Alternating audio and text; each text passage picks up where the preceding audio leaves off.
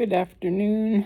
We are back, and today we are starting chapter 9, The Wonderful Counselor. And the scripture we're taking it from is Isaiah 9:6. For a child will be born to us, a son will be given to us, and the government will rest on his shoulders, and his name will be Wonderful Counselor, Mighty God, Eternal Father, Prince of Peace. We are all counselors, whether we call ourselves one or not. We give advice all the time. Just go to a bridal or baby shower and you'll hear counsel pour from the lips of every woman in attendance. What color looks good on you? What movie to see? Which store has the best produce? Which diapers are the cheapest? I really could go on and on. The reason we counsel so much is because we have to. It's what we do. We are problem solvers. You know it's true. How many times have you listened to someone tell you a problem, and before they even finish the details, you've already formulated your response? Why does it come so quickly? Because we work on the fly. It's part of our multitasking capabilities. We can listen and answer at the same time. I am a mother of 6, and it seems all I do is solve problems each day. I didn't realize that it truly was a genetic gift that women have until the day my 16-year-old daughter came downstairs for church. And now bear with me. I have to give a little bit of background to make the story good. As I mentioned earlier, my husband and I adopted 3 of our daughters from Romania. 2 of them were a twin set, and they arrived when they were 6. Romanians aren't the tallest people on earth, and soon we realized what our daughters lacked in height, they made up in their personalities. They are bright, aggressive, fun-loving, a tad bossy, yet still tiny little girls. At 16, we argue how tall they truly are. I say 4'8". They swear they are not a speck below 4'10". I think they stand on their tippy toes to get there. But if they want to be 4'10", so be it. Because of their height, they now embraced the world of high heels. The problem is that at 4'10", their feet are about a size 4.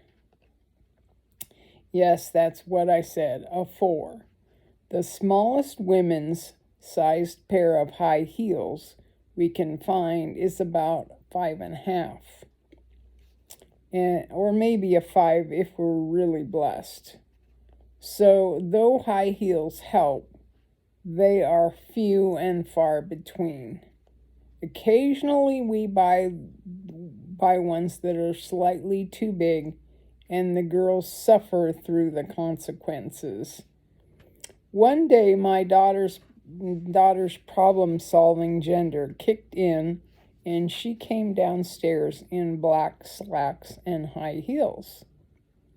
She gracefully entered the room, and I immediately realized something was different when I didn't hear the familiar click-clack of shoes that don't fit.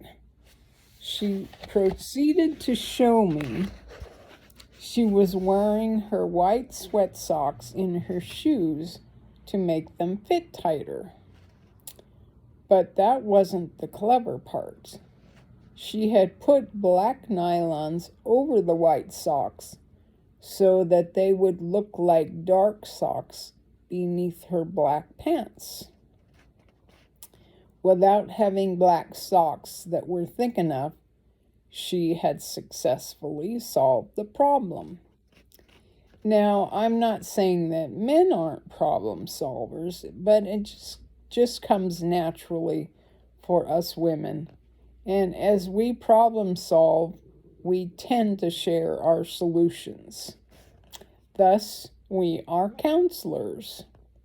We give advice not only to our children and friends, but we have been known to tell perfect strangers what brand of spaghetti sauce is the cheapest and where to find the restroom at a mall without even being asked. We can just see it on their face and we meet the need. It is a gift, isn't it, ladies? Unfortunately, our counsel can be ineffective and actually wrong at times. Have you ever given advice and later changed your mind? Thought a color looked great on someone, and when they showed up at church wearing it, you knew you had blown it. Or maybe it was telling someone to stand up to their husband, and it made the argument worse between them.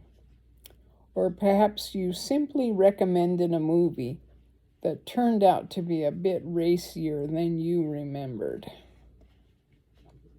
It happens all the time.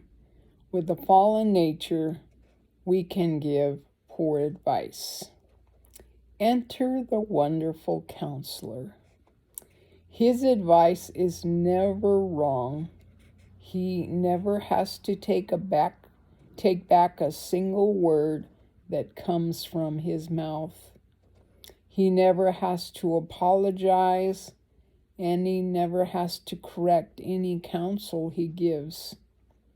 He is not only wonderful, but he is perfect. Before we look at his counsel, let's pause a moment on the word wonderful. At first glance, we all would recognize that it is a positive word, a word that has a favorable meaning to it. You wouldn't call someone wonderful if they were annoying or difficult to be around.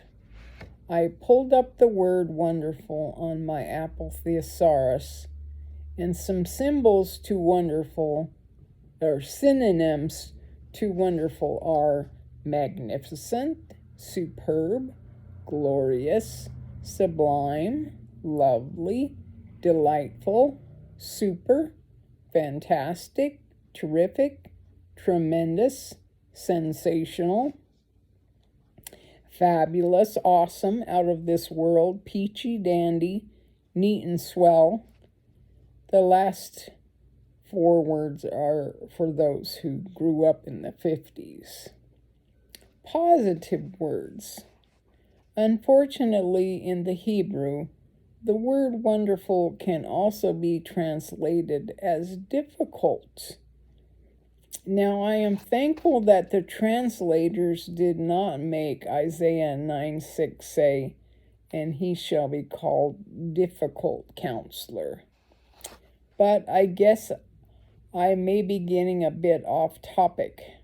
But they did use the word difficult in Genesis 18:14. And I'm not sure why. Pre-incarnate Christ tells Abraham that Sarah is going to have a baby, and Sarah laughs. Then Jesus asks, "Why did she laugh? Is anything too difficult for the Lord?" That word difficult is the same word as wonderful in Wonderful Counselor. Of course, nothing is too difficult for the Lord, and in Sarah's case, I personally believe that Jesus asked, "Is anything too wonderful for the Lord?" Of course, nothing is too wonderful, since he is the wonderful counselor. But why not put a positive twist on the translation of that word, showing that a pregnancy in her late years would be something that would be wonderful for Sarah? I don't know. Just something to think about. But Jesus, on the other hand, is wonderful.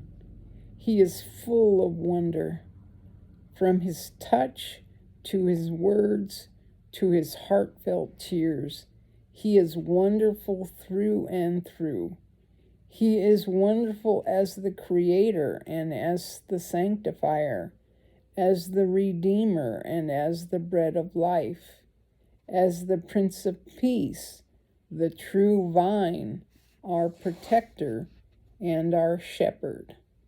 Don't you agree that he inspires us to wonder?